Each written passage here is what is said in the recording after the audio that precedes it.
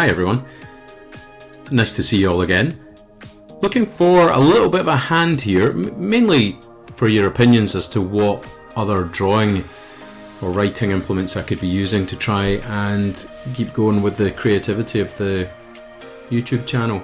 So I thought I'd do a pen test, and these are all the different kinds of pens that I use when I'm doing drawings, and you can have a look and see what you think.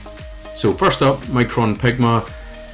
I mean, I use these all the time. They're good for line work. I used to do a few illustrations. They come as a set with different thicknesses. They're pretty good. They're not too expensive. They are, I think, waterproof. I think they don't fade as well, and they do give you a lot of control, but I find them a bit boring, and they don't really change very much. The lines are very consistent, and maybe that's what you're looking for. Quite a staple, I think, of people that do line work, so yeah, they're alright. Next up's the Rotring Isograph. There's a chap called Peter Draws. I've followed him for absolutely ages. He has amazing doodling on his YouTube channel, and this is what he used to use all the time. They're technical pens basically, and they've got a very, very fine sort of needle-like point. I like the intricacy you can get with them. They do have a habit of kind of clogging up, and there was a 0.25 I think is what I used to use, but now I use a 0.35, and it's definitely better, and the ink flows better and things, but you do have to keep washing them and cleaning them. They also don't come with a cartridge. They've got like a little reservoir that you have to fill up with a syringe from your inkwell, so they're a bit footery from that point of view, but the ink does last ages. Next is the brush pens. Yeah, I don't like them.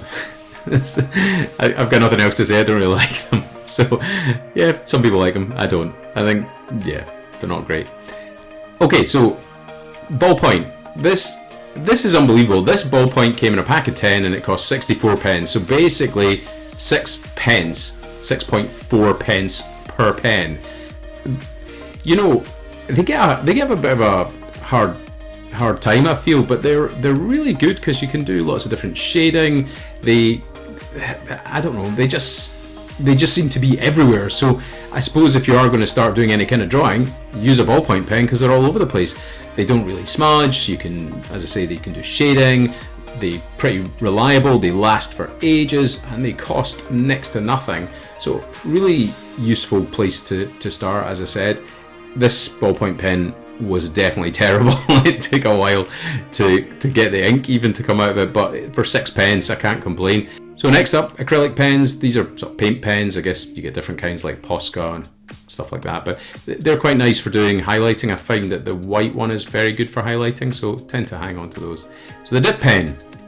This is more of a novelty, I think, more than anything else. I see a few people using dip pens.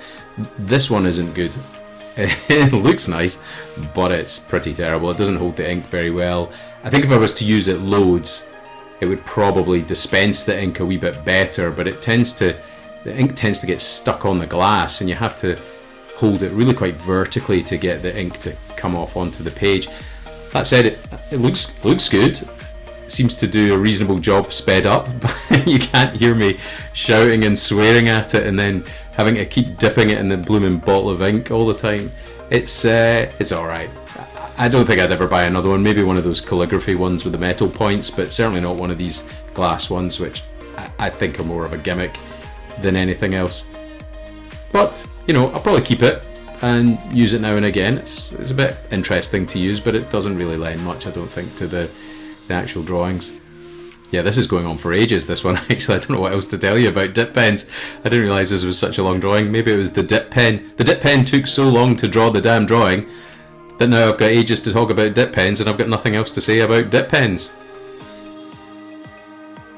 So this is a fountain pen. I used to draw with fountain pens all the time. Absolutely love them. This fountain pen is actually one of the Peter Draws limited edition ones, which I bought from his website. It's lovely. It's a lovely pen to use. It dispenses the ink really well.